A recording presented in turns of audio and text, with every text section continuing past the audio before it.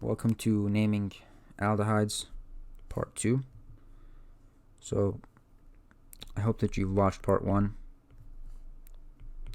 So let's get started.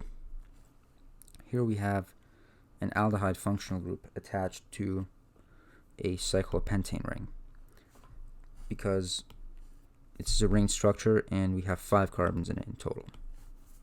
The way you're going to name this is going to be cyclopentane. So you're going to write cyclopentane, and then you're going to write carb aldehyde, all of it one word. Now it's arbitrary, it's kind of a stupid naming system, but you just have to memorize that.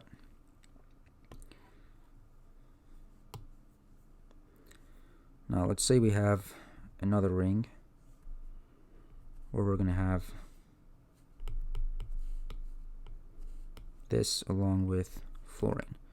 You may be wondering what this CHO thing is. This is the same thing as an aldehyde group.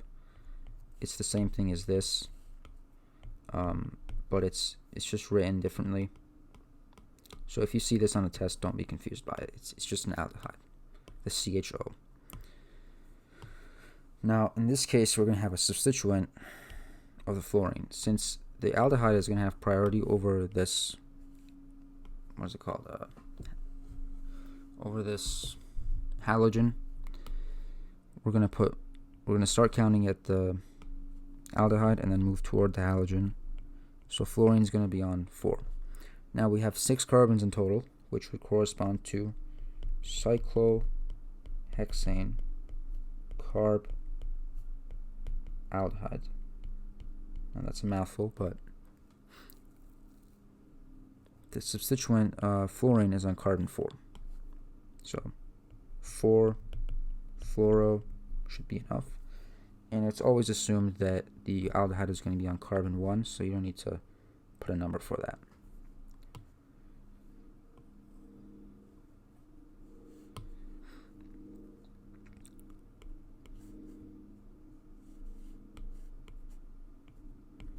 Now, what if an aldehyde functional group is attached to a benzene ring? What are we going to call this? So this is the combination of benzene and aldehyde, and it's going to be called Benzaldehyde. So this one actually makes some sense, the naming of it.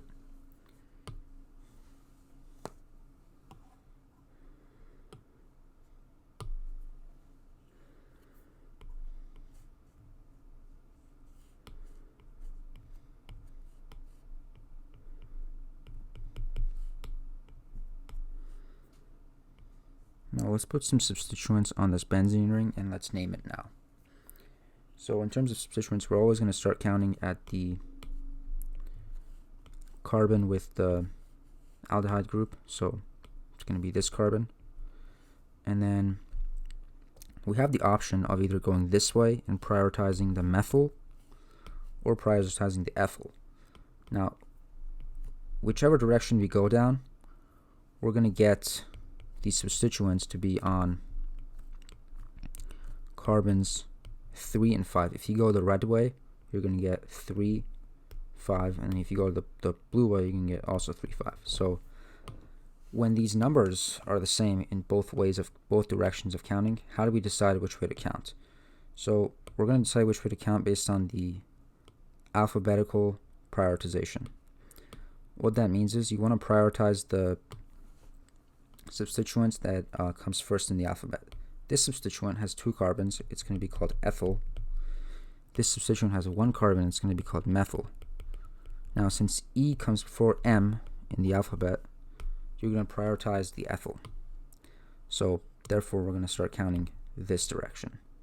So that's a very important thing to know when you're naming rings, whether you have just a normal ring or a benzene ring like this.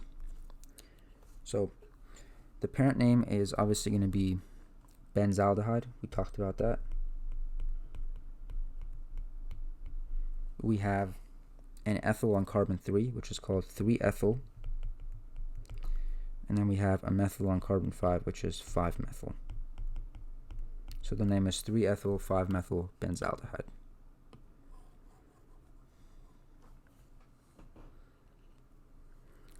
Now, if you come to next week's video, we'll talk about examples where there are more than one aldehyde functional group, so come back next week for that.